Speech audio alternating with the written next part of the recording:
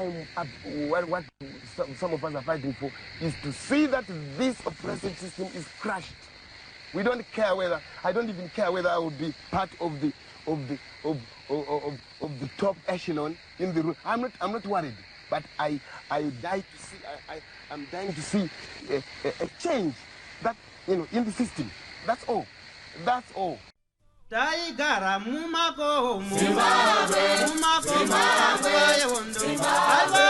manya daga batesa Zimbabwe Zimbabwe Taigara mumako Zimbabwe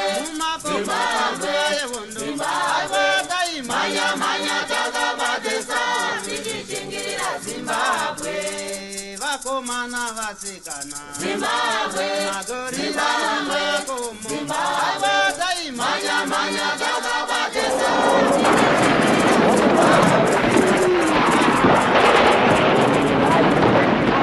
Thank you for tuning in to Zim News Beat TV with Robert Tapfumani.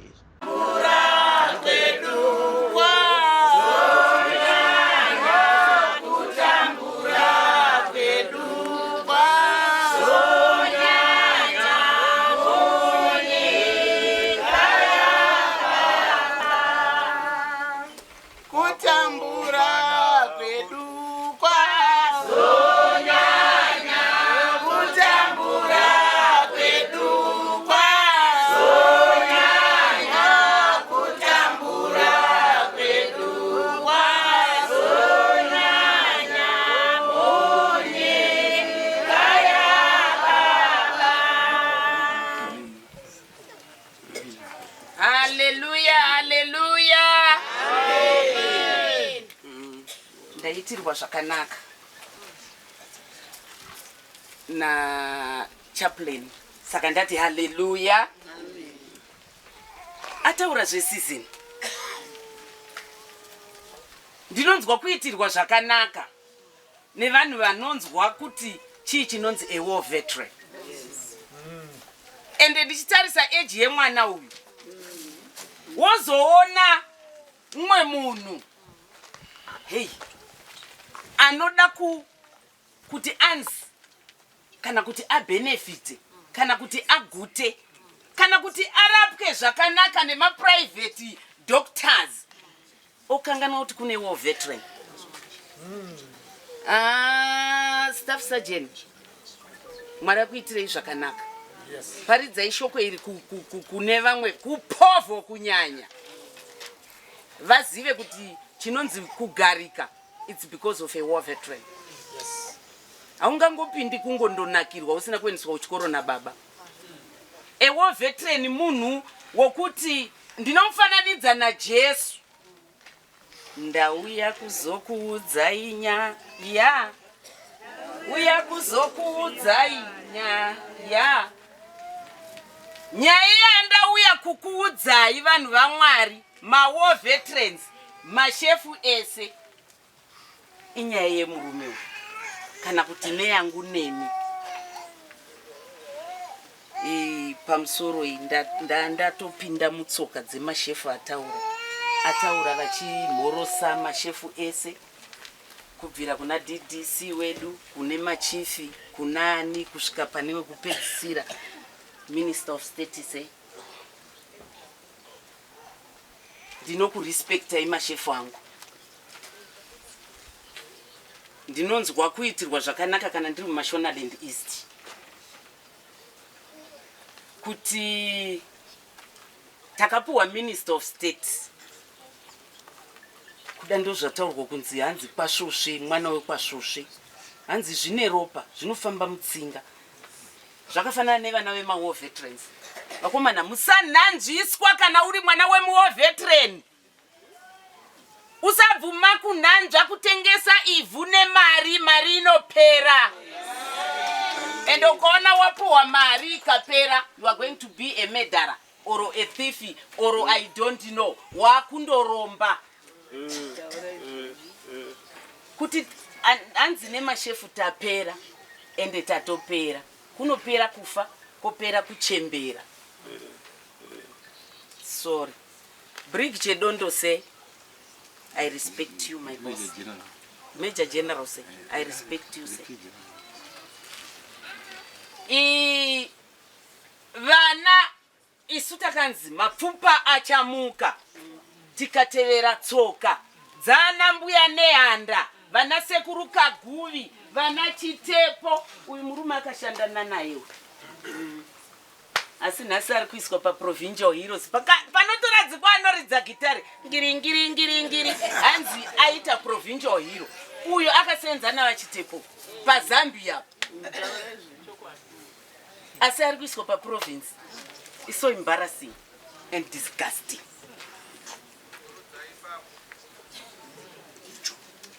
Ndinonzwa kurwadziwa.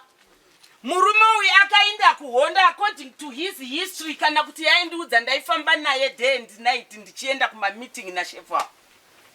Vakaenda kuBotswana vachibva kuBernard Mzeki vachienda kuBotswana 1971 at a tender age.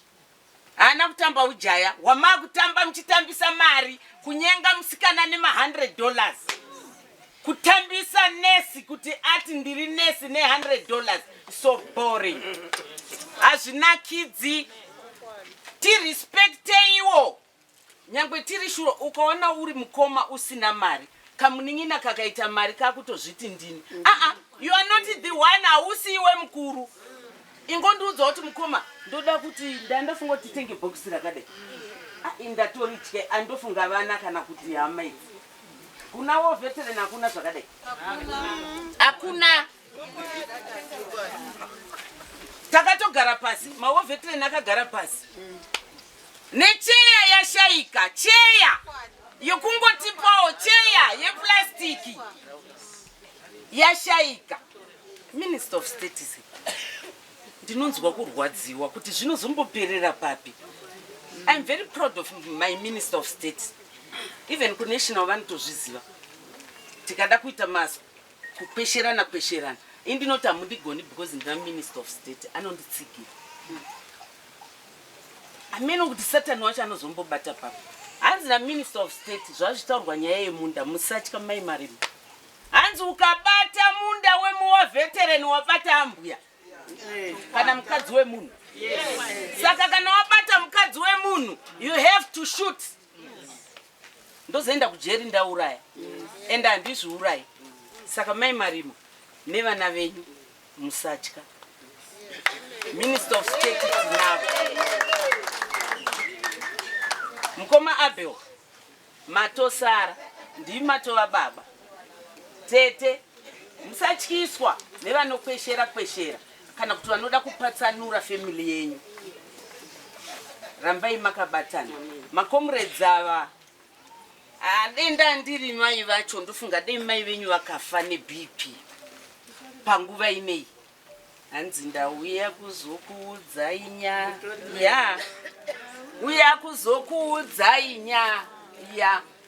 Mai vakabereka Wilfred vakina vana vavo vatatu vakaenda kuHondo 3 vakomana pakusara yaarombi nevasikana dzwambo vamwe vasikana vaitotizira nokundoroorwa vachitotiza nhamo nokutya kurohwa. Asi ona uchinzi munhu akaenda kuHondo 71 is a provincial hero. Munhu aridza magitari oenda kunational kana kuuya ipapo kuvhenganiswa. Hanzi nashefu uchati wakavata uchiti wavigwa pane rudzi rwisiri rwekwako haupa vatia muchauya mototora hama dzenyu mouya movabvisa apa nokuti chidhoma changu nechamawirimo it's one. Saka makomrades tinongokumbira kurespect kwa Minister of State. Kungorespecta mukoma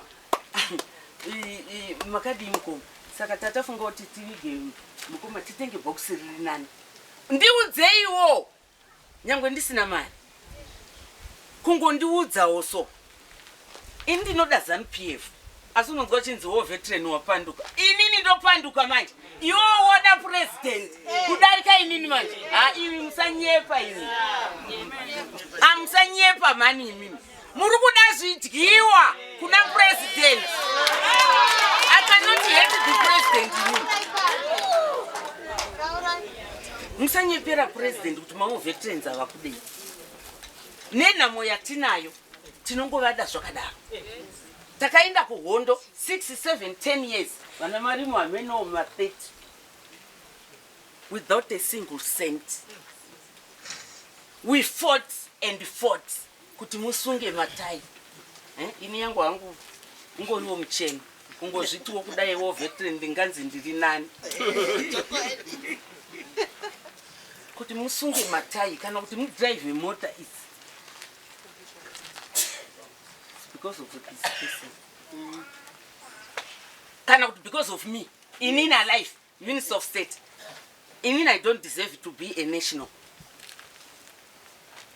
Apa ndinorara ndakasununguka. Asi kana mukazoenda kungotiwo ewo veteran rese. Nyangwe ndikavigwa kumachonyonyo kwangu kudevhure range kuchipinge uko. National hero. Ndichivigwa ikoko kana mchichika kuti chikomo chinopera. I receive. Kungondipa status kuti she's a national hero. Akaenda kuhondo. Akasatamba umandara. Andohuzivi kuti unotambuka sei. Sevarume vakomana vedava. Musavashora kana vakamitisa kuita vana vakawanda. Ihasha. Vakauya zvinhu zvisina kumira kushe.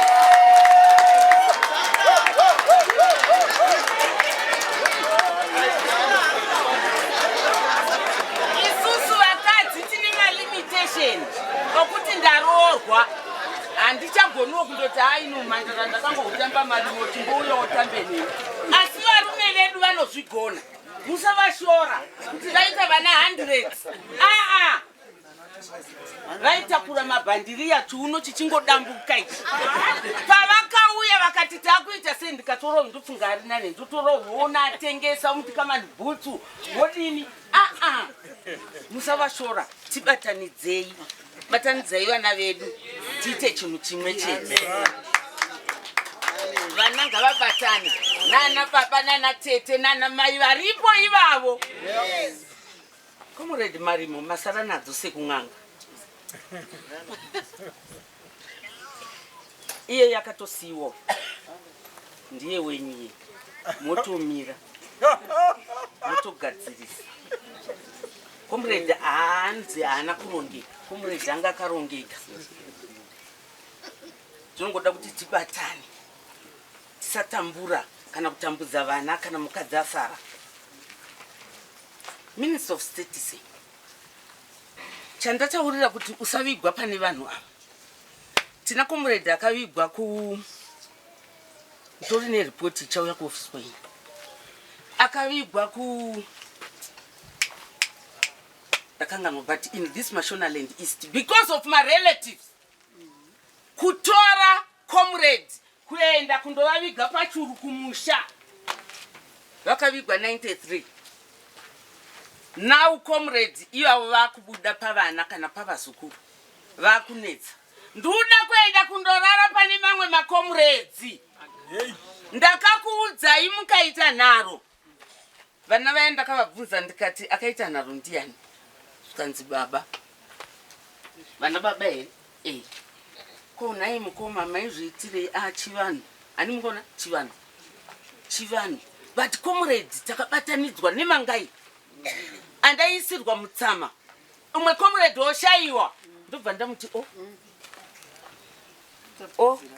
totabudzirana. Comrade takabatanidzwa nika yemukati. Ani munoziva nika? Yandaipfeka ini. Mema vaipfeka. Tauro rokugeza tatisingasemani. Ropa rake neziya rake rimandiri. Saka ngatiteerere zvataurwa nemufi kuti zvisazotinetsa mangwana. Minister of State tibatsirei. Mukaona takumbira kuti ngaiite national. Endai mundodzudzurudza MP ndofunga munhu ndewenyu. Munonatsa kumuziva. Kuti inzi svosve muri muminda. He is the pioneer. Yemasose, not a leader. Being a leader, unonga wabapana pioneer. You can't be a leader, usina paswa. Ameno kunema no ziva zuru. Unaita leader, wabapana pioneer. Uyu ndi pioneer we masose. Akaenda kuhondo 71, kana chenda ku Botswana a foreign land. 71, 72, 73 anga chikrosa kwenda ku Zambia. Kwa akandosangana nana Chitepo wacho. Ndiwa nasi Chitepo. Asiwonzwa nzanzi ngaende pakane akaiswa akaridze magitara. Aimika nai. Atinzwire iwongoni. Muzita renyu baba. Nere mwana komana. Nere mweya mutsvene. Amen.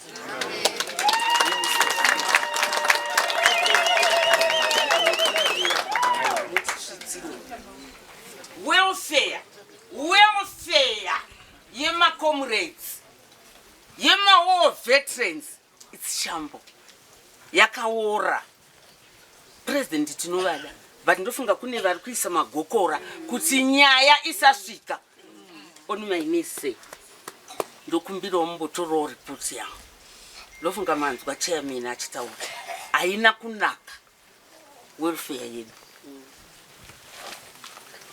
I thank you, sir.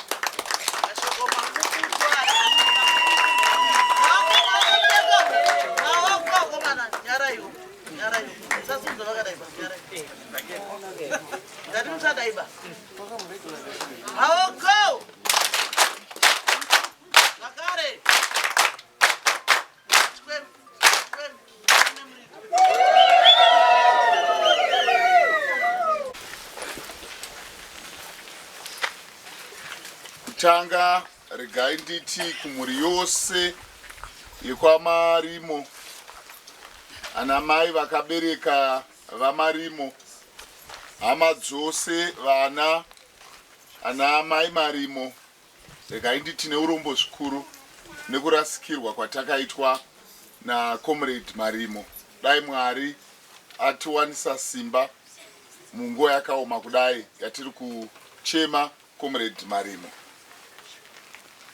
Nditenderei kuti ndipe rukudzo rwangu kuna Mambo Sosve vanova muridzi wevhu ratakatsika. Munditendere kakare kucherechedza mhuri yose yekwaMarimo iri pano.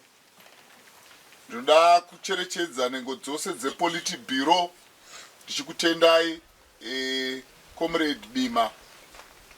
Nhengo yedu yePolitburo muno Mashonaland East Province nekuti tsika kwamaita pachitiko chino chekuchengetedza gamba redu. Ndinoda zvakare kucherechedza uvepo hwenhengo dzose dzeCentral Committee. Ndoda kucherechedza uvapo hwaambassador Chedondo retired general. Ndoda kukuremekedzai. Ndinoda kuremekedza utungamiriri hwose hwemusangano unotonga musangano weZANU-PF muno Mashonaland East Province unotungamirirwa na Honorable Garwe nevose vauya vari mutsoka dzavo.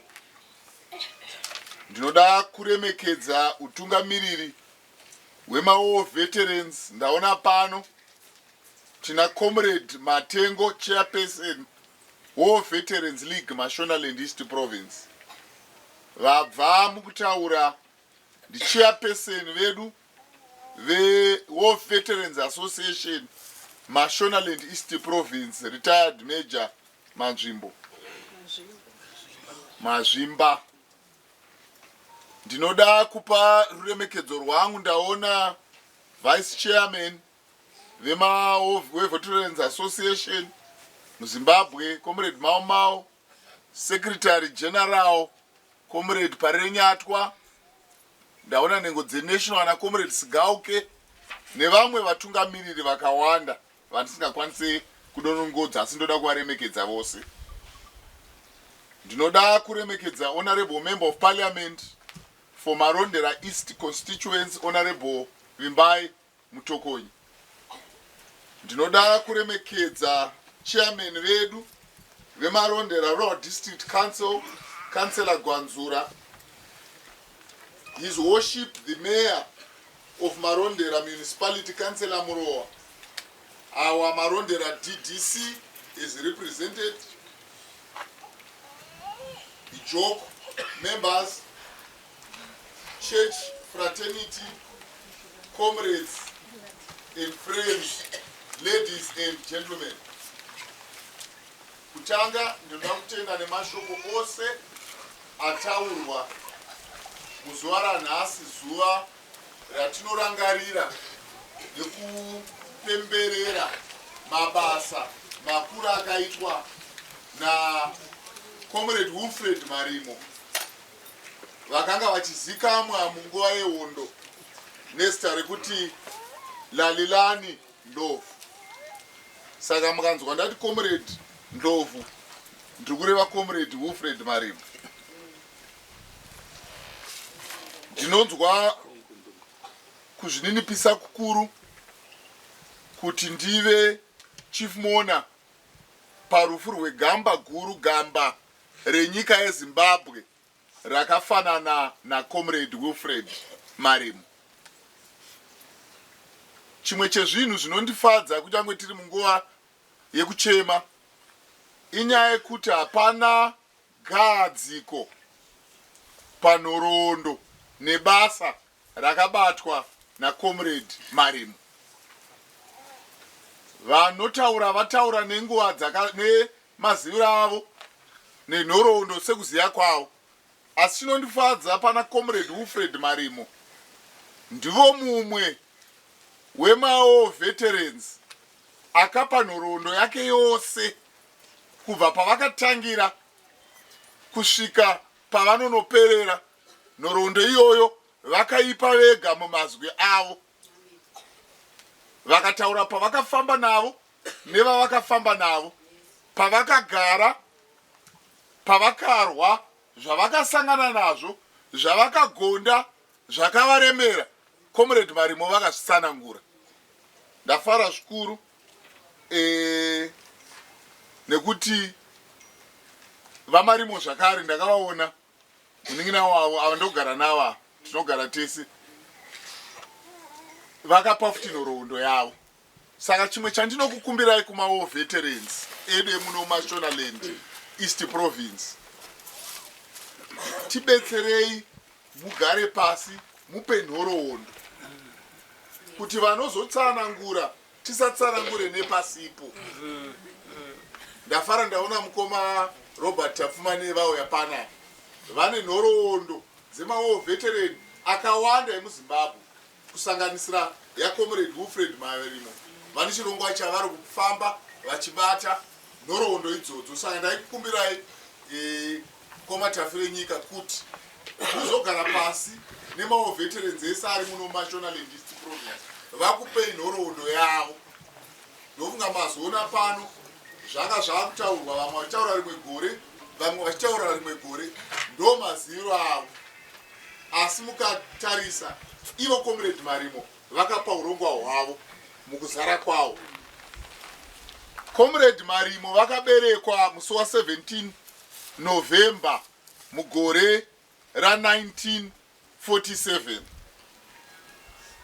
Vakafunda muno Masvosve pamasikana, vakafunda pane Shamba Primary School. Nekuda kwekuti akanga ari mudzidzi aikunda muzvidzidzo zvake, vakaenda kuBernard Mizek College muno mumarondera zvakare, mavakapedza zvidzidzo zvavo mugore ra1969. Munguva yokukura kwavo nemunguva yekudzidza kwavo vane zvizhinji zvavakasangana nazvo zvakavaumba kuti vave munhu akazvipira mukushandira nyika yake yeZimbabwe. Pataurwa zvakawanda zvenhoroondo yehondo yakarwiwa naComrade Marimo. Asi Comrade Marimo vasati vaenda kuhondo kwavakazoenda mugore ra1971 vakabata basa guru mukati menyika ino yeZimbabwe, mavakange vari mumwe weavo vaikurukura nevamwe vezera ravo, vachivapa gwara rekufamba naro, vachinotaura nevakanga vatungamira kare kuti vaende kuhondo yechimurenga. He was involved in the recruitment of cadres who went to fight the war of liberation. In 1971, Comrade Marimo made a significant decision to travel to Botswana. It was there where he met Comrade Chikara, and together they continued to work tirelessly to recruit comrades for the liberation struggle. His commitment was unwavering, and those who joined him in this noble cause knew that they could rely on his steadfastness and leadership.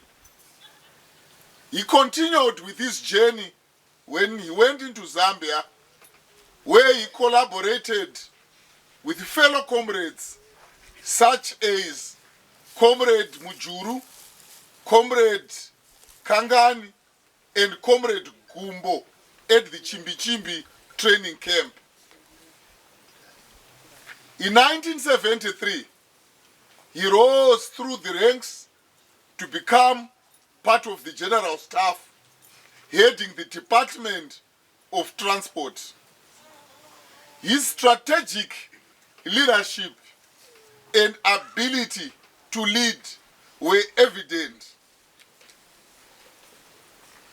Comrade Marimo was not just a soldier, he was a visionary, understanding that logistics and transport were crucial to the success of their mission. In 1975, he took another step forward and joined comrades at the Mgagao training camp in Tanzania, where he continued to serve in the logistics department. He was also among part of the first batch of comrades to enter Mozambique, where he established the garage camp at Chimoyo, continuing to lead the transport department. His work was instrumental in ensuring that supplies and reinforcements reached those on the front lines, a testament to his commitment to the cause. After the long struggle, Comrade Marimo returned home in 1980, where he continued to serve his country. From 1983 to 1993, he played a vital role in government service, contributing to the rebuilding of a nation that had fought so valiantly for its freedom. In 2000, as has already been remarked, he played a significant role in the land reform program. It is a historical fact that the revolutionary land reform program had its origins here in the social area, and Comrade Wilfred Marimo was among the pioneers of the liberation war fighters who led the masses in this enclave to take our land, which had been taken away from our forebears by the colonialists.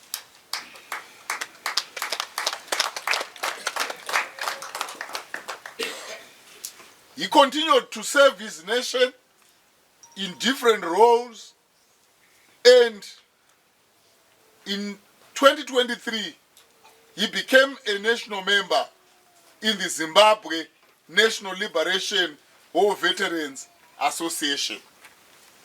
Fellow comrades, as we stand here today, we remember not only the sacrifices he made, but also the values he embodied. Comrade Wilfred Marimo taught us the importance of resilience, unity, and the unwavering spirit of community. Throughout his life, he believed in the power of collective action, and he exemplified the notion that each one of us has a role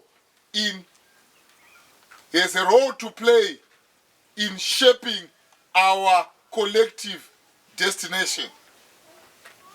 As we lay him to rest, let us carry forward his legacy. Let us honor his memory by continuing to strive for the ideals he fought for. Let us work together to build a society that reflects the values of compassion, justice, and freedom which he cherished. Comrade Wilfred Marimo was as great a hero as they come, but he lived in humility. He lived so well with everyone.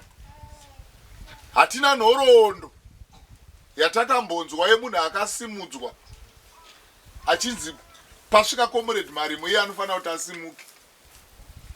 Asi vakanga vaine ukuru neumhare neugamba unozikamwa nenyika yose.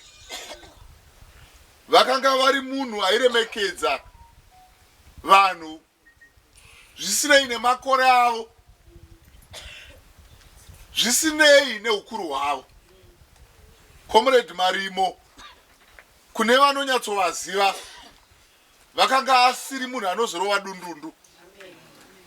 Akanga asiri munhu anoti kana achisvika panosairirwa vanhu. Akanga ari munhu akazvininipa. Asi mukuzvininipa ikoko vakanga vakataukura nhoroondo yakanga yakapfuma. Nyaya yeugamba hwecomrade Marimo haisi nyaya inoda kududzirwa. Upenyu hwavo, mararamiro avakaita, kurwirwa kwavakaita nyika nemabasa ose avakabata kusvika pazuva ravazotisiya, zvinhu zvinozikamwa uye zvinhu zvinogara nekusingaperi. Hazvina chinozvishandura kana chinozvitapudza kana chinozvitutsira. Saka hama dzangu, ndinoda kuti tirarame upenyu unopa rukudzo kuna comrade Marimo. Ndinoda kudzokorora shoko rataurwa kuma War Veterans asara. Rwendo rwemujecha kufambira pamwe chete. Ndinokumbira kuti tibatane. Nguva dzose kana tauya panzvimbo dzakafanana nedzino, tinenge tauya kuzopa ruremekedzo kugamba ratisiya. Chatinenge tauya pano, tinenge tauya kuzopembera nekurangaridzana mabasa akabatwa nehama dzedu dzakatisiya nehama dzedu dzichiripo vachiri vapenyu. Ndo chinangwa chatinoinga pano. Ndinokukumbirai kuti panguva dzose tirangarire shoko rinoti kubatana isimba. Chero zvatinotaura takabatana, zvinosvika kunyangwe nevari seri kwechikomo vanozvinzwa. Asi tikataura nemazwi akasiyana, kunyangwe vari pedo havanzwi, vanonzwa ruzha nezhowe-zhowe. Saka hama dzangu, ndinokutendai. Ndosaka muchiona misi nenguva ari pamamwe mabasa atinonzi tapa vamwe vanhu kuti vatimiririre, asi mukacherechedza comrade Matengo ndinotseketudza nepose pandingakwanise kuti basa rekuti tinge tichipa rukudzo kumagamba edu ibasa kana ndaripiwa nemutungamiri wenyika kuti tiradzike gamba ndinotseketudza nepose kuti ndinge ndiri pano nekuti tinge tichipa rukudzo irwo. Uye ndinoda kutenda Honorable Senator Bima nengo yedu yePolitburo nekuuya kwavaita nekusiya kwavaita mamwe mabasa ose kuti vauye tizoradzika gamba tichipa rukudzo kugamba riri pakati pedu. Ndaikukumbirai Comrade Matengo, ndimi munogara mumisangano kune zvimwe zvigaro kwatinokwanisa kunge tisiko nekuti tose hatingagare muzvigaro zvese. Svitsaiwo shoko kunyange kuutungamiriri hwedu kunyange mumusangano patinoviga magamba ngatiuyei pamwe chete tipe rukudzo irworo pamwe chete. Nekuti zvigaro zvese zvatinazvo zvambotaurwa pano zvine nhoroondo yebasa rakabatwa kuti zvigaro izvozvo zvizowanikwa. Nhasi ndogona kuchiwana chigaro, mangwana ndogona kuchishaya, asi nhoroondo iyoyo iripo. Kana tauya kuno patinenge takagara tinenge takateerera nekuti panotaurwa zvizhinji zvekwatakanga tisiko zvisingakwanisike kutaurika mune dzimwe nhambo. Saka ndinokukumbirai hama dzangu, dzimwe dzenguva tinouya pano neshungu, dzimwe dzenguva tinouya pano nemisodzi, asi kana tauya pano tauya kuzopa rukudzo kugamba remagamba. Kuna Comrade Wilfred Marimo tinoda kuvatenda nebasa ravakabata. Kumawo veterans ose akatisiya nevapenyu tinokutendai nebasa ramakabata.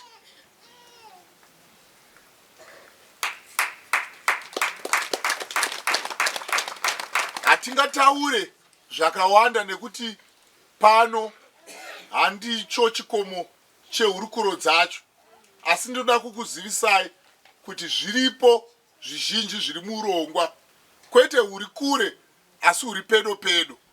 Tichazvitaura munguva yakafanira, asi tiri muno Mashonaland East Province. Comrade Matengo na retired major, ndoda kukuzivisai kuti utungamiriri zviripo zvawakatogadzira, asi zvasarira nhambo dzekuti tigokugoverai munguva dzakafanira. Pano tauya kuzopa rukudzo rwedu kuna Comrade Marimo. Ndinoti kumabasa ose akabatwa na Comrade Marimo tinoshuvira kuti mweya wavo uzorore murugare. Ndisati ndapendera basa pane nyaya yataurwa yandinokukumbirai mawo veterans. Ndimi makatungamirira hondo yechimurenga, ndimi zvakare makatungamirira hondo yeminda. Ndinokukumbirai muchengetedze ivhu ramakatungamirira kuti tive naro. Pamwe pacho panozoita tsanangudzo, asi mawo veterans ndinongokukumbirai tichengetedze ivhu. Kunyangwe vana vemawo veterans ndinokukumbirai tichengetedze ivhu. Hurumende iripo kukubatsirai, iripo kumira nemi, asi ndinokukumbirai mawo veterans, vana vemawo veterans vose vakawana mukana vekuti vawane ivhu ngatirichengetedzei, nekuti kune vazhinji vari kuritsvaga nemari nezvimwe zvakawanda wanda. Saka ndinokukumbirai kuti tirichengetedze. Hama dzose, vatungamiriri mose, vadikamwi vose, ndinoda kukutendai nekuya kwamaita kuti tibatirane basa rekuchengetedza Comrade Ndlovu. Comrade Wilfred Marimo, tinoti mweya wenyu uzorore murugare. Mazvita tinokutendai.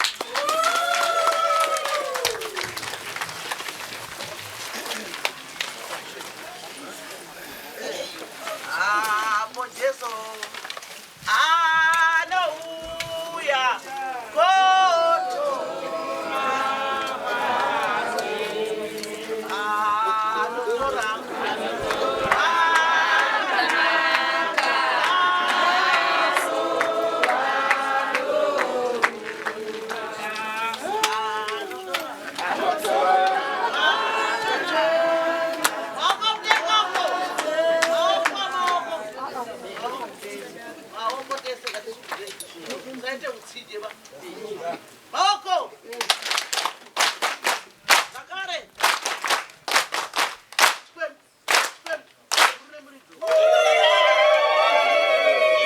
For these and more stories, tune into Zim Newsbeat TV with Robert Tafumani.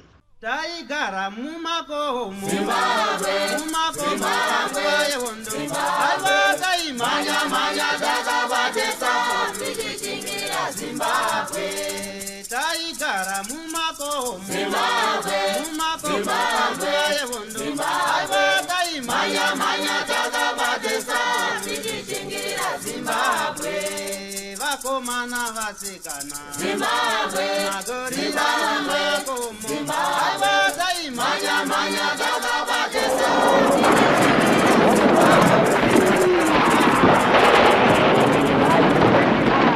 For these and more stories, tune into Zim Newsbeat TV with Robert Tafumani.